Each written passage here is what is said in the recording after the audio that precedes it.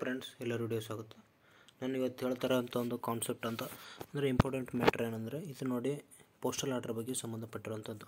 Indian postal order ಈಗ already ನಾನೊಂದು application ಬಗ್ಗೆ ಡಿಸ್ಕಸ್ ಮಾಡಿದ್ದೀನಿ, ಅದು ವಿಧಾನಸಭೆ ಸಚಿವಾಲಯ ಸಂಬಂಧಪಟ್ಟಿರೋದು. ಬಟ್ ಯಾವುದೇ ರೀತಿ ಗೌರ್ಮೆಂಟ್ ಆಫ್ ಜಾಬ್ಗಳಿಗಾಗಲಿ ಅಥವಾ ನೀವು ಬೇರೆ ಗೌರ್ಮೆಂಟ್ ಜಾಬ್ ಅಂತ ಮಾತ್ರ ಅಲ್ಲ, ಅದರ ಜೊತೆಗೆ ನೀವೇನು ಈಗ RTA ಅಪ್ಲಿಕೇಶನ್ ಹಾಕ್ತಿರೋ ಅದನ್ನು ಪೇ ಮಾಡ್ಬೇಕಂದ್ರೆ ಅಲ್ಲಿ 10 ರೂಪೀಸ್ ಅಂತ ಇರುತ್ತೆ. ನಾನು 100 ರೂಪೀಸ್ ತೊಗೊಂಡಿದ್ದೀನಿ.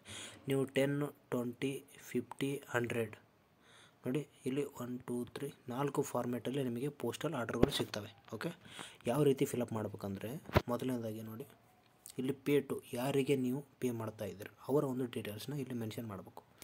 ಯಾರು ಈ ಸಪೋಸ್ ನಾನೊಂದು ಎಕ್ಸಾಂಪಲ್ ತೊಗೋತೀನಿ. ಸಪೋಸ್ ಯಾವುದೋ ಒಂದು ಆಫೀಸಲ್ಲಿ RTA ಅರ್ಜಿ ಹಾಕಿದ್ರೆ ಅಂದ್ಕೊಳ್ಳಿ, ಬಟ್ ಬೇಡ, ಒಂದು ಲೇಟೆಸ್ಟ್ ಗೌರ್ಮೆಂಟ್ ಎಕ್ಸಾಂಪಲ್ ಅಂದರೆ ಈಗ ಕರ್ನಾಟಕ ವಿಧಾನಸಭೆ ಸಚಿವಾಲಯ ಅಂತ ತಿಳ್ಕೊಳ್ಳಿ. ನಾವು ಯಾವುದಕ್ಕೆ ವಿಧಾನಸೌಧಕ್ಕೆ ಏನೊಂದು RTA ಅರ್ಜಿ ಹಾಕ್ತೀವಿ ಅಥವಾ ನಮ್ಮೊಂದು ಜಾಬ್ ಅಪ್ಲಿಕೇಶನ್ನ ಹಾಕ್ತಾಯಿದ್ದೀವಿ. ಓಕೆ, ಅದನ್ನು ಅವರ ಒಂದು ಕಾರ್ಯದರ್ಶಿ ಕರ್ನಾಟಕ ವಿಧಾನಸಭೆ ಸಚಿವಾಲಯ ಅವರ ಒಂದು ಅಡ್ರೆಸ್ ಇರುತ್ತೆ, ಅಲ್ಲಿ ಆ ಅಡ್ರೆಸ್ನ ಇಲ್ಲಿ ನಾವು ಹಾಕಬೇಕು ಯಾರಿಗೆ ಅಂತ. ಅದಾದ ತಕ್ಷಣ ಇನ್ನು ನೆಕ್ಸ್ಟು